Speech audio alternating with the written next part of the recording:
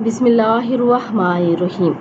عشرہ ذوالحج میں کرنے والے کام کون کون سے ہیں؟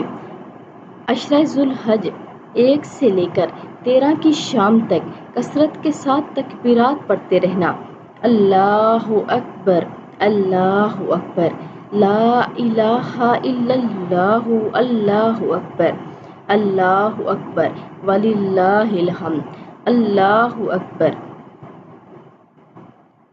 کبیرہ والحمد للہ کثیرہ وسبحان اللہ وبکرۃ واصیلا۔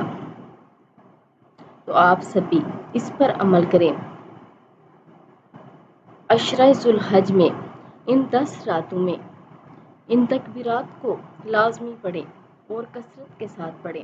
اللہ رب العزت ایسے انسان کی مغفرت فرما دیتا ہے جو ان کلمات کو پڑھتا ہے۔